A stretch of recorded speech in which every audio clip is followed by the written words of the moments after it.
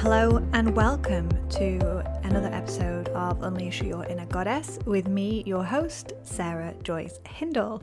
So we're on the 8th of September now, as well, when this recording goes live. It has been a mad summer for me. I have had my 3 kids off school, and although I had my best intentions to juggle spending time with them, keeping the house tidy and doing the work, it kind of all went sideways. You know what it's like. You've got sunny days, you think, I want to make the most of that. You're 3 weeks in, your kids are bored out of their minds. My cleaner's been away and my fibro's been playing up. So it's just been a bit of a crazy one. Missed 1 or 2 podcast episodes this summer, so apologies if you were waiting on the Thursday episode drop and it wasn't there. But I'm here now and I'm ramping up to end the year strong. And what do I mean by strong? Well, I have a couple of one-to-one spaces I'm wanting to fill. So one-to-one coaching and mentoring for entrepreneurs, creatives who are feeling a bit stuck. Maybe they are neurodivergent like myself. Maybe they've got ADHD, autism, maybe they're highly sensitive. Or maybe they're chronically ill or disabled and just feeling that they got a few more hurdles to get over than, seemingly everybody else. Do want to start off 2023 strong. I'm here for you. I'm here to guide you. I'm here to hold space for you. I'm here to get that motivation back, get that enthusiasm back, get you feeling inspired. So if that's you and you resonate with that, let me know. I will drop a link in the show notes for you to book a call with me to see if we're a good fit, answer any questions, and to sort of go into a little bit more depth about what that entails. And I've also got a mastermind type program in the pipeline, which I'm super excited about in January.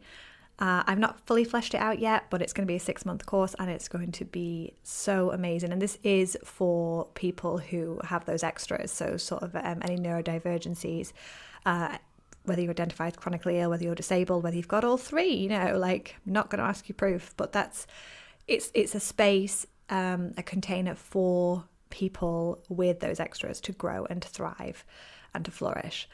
Other news, I have been asked to feature in a magazine again this year, and they were thrilled with my last piece, which was in their February issue, I think. So I'm working on that and that'll be out in October, so that's fun. And I'm planning a free workshop, which I'm going to be announcing first to my inner circle. So my inner circle is my email list, basically. It's free to join. So if you want to be in the know, head over onto the show notes. It's going to take you 30 seconds to sign up. It's just your name and your email, and you can unsubscribe at any time. And I send goodies, I send articles, I send helpful advice, tips, tools, free resources, and of course, you'll be the first to know when the free workshop launches. Okay, so this episode is a special one, right? Because tomorrow, the 9th of September, I will be celebrating my 11th wedding anniversary, and on the 10th, it is our 17th year togetherversary, which, I think is quite an achievement. And I want to tell you a little story of how we met. And I bet you were thinking, Sarah, how is this relevant to your podcast, business, and leveling up? But, just believe me, it is. Okay, so 17 years. If anyone could do the math, I am 33 now. Drum roll. I was 16 when I met my husband, Ashley, and the story goes a few days away from starting sixth form, right? And back then, 16-year-olds with very little money, we didn't really do much, and me and my best friend spent most of our life in the arcade.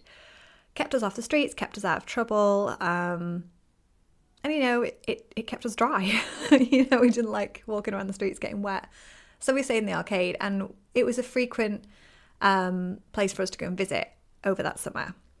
And one day we were there, and this gorgeous, cute, fit guy walked in. That's how I would have described him: gorgeous, fit, and cute at 16. And he came in with who I thought was his girlfriend and 2 other friends, right? So it looked like a double date. There was 2 guys, 2 girls. One of the couples had kissed, one of the couples had hugged. So I was like, yeah, okay, he's off the cards, but I'm still gonna smile and look over and show him that I'm interested, sort of thing. Because at 16, I didn't really have that sense of, okay, it's completely off the cards, I should just totally not look. There was definitely some looking going on, right?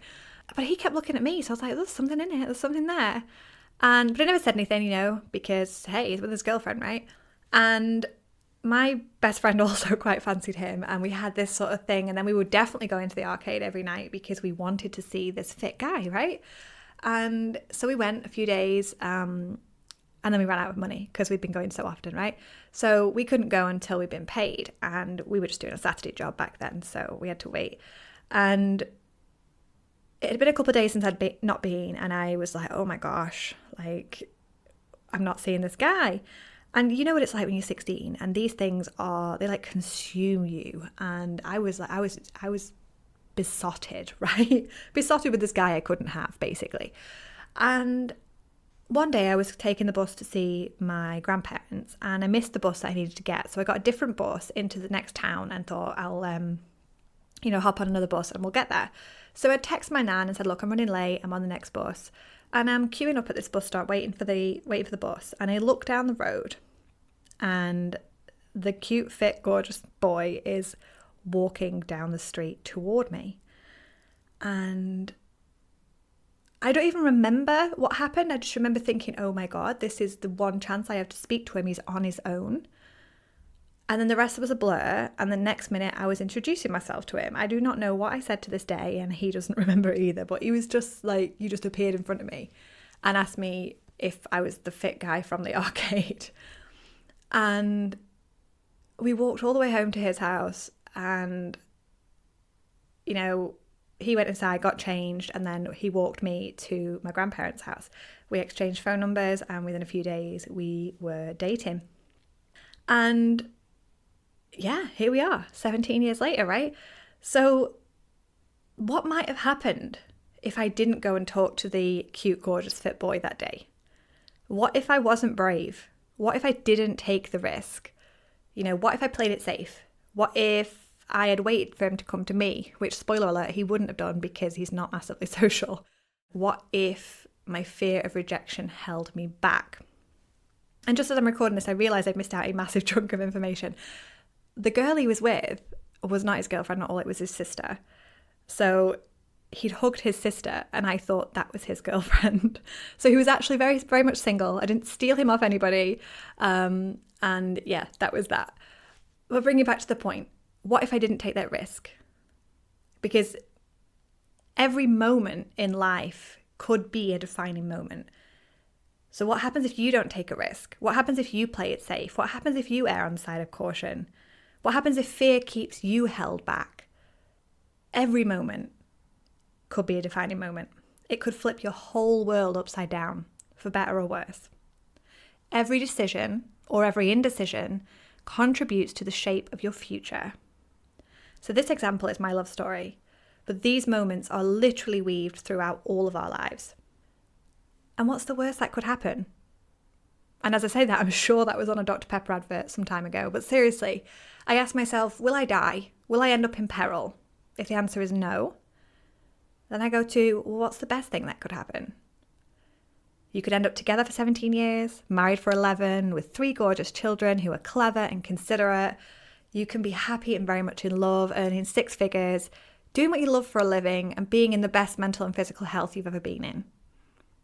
That was the best thing that could happen. I didn't know that at the time, but I could have imagined that I could live happily ever after, right? You could get several new clients from just being brave and showing up consistently on social media. Then your audience increases and you get more sales with ease. You ask to share your experience in a magazine that your aligned clients love. And not only does the editor say yes, but you receive the best feedback afterwards. And they want you to be a regular writer. Maybe you negotiate a higher speaking fee because you dared to show your authority and the value you bring to the table.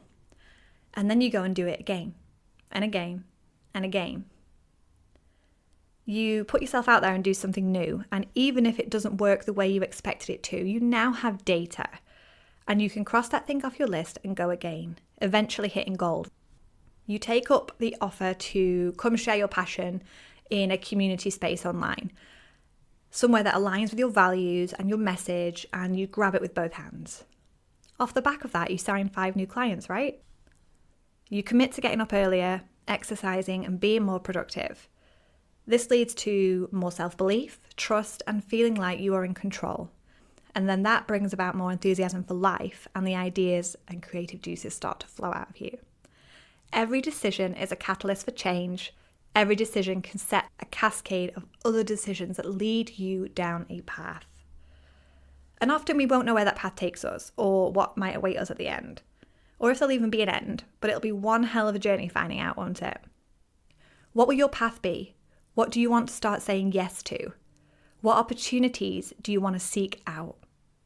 What decisions are you going to make? And yes, even that small one of, will I still go out for my morning walk in the rain? Or am I going to stay in and cozy up with a coffee? They'll both lead you down a path, and only you can decide which one is right for you. All right, that's it from me. Take care.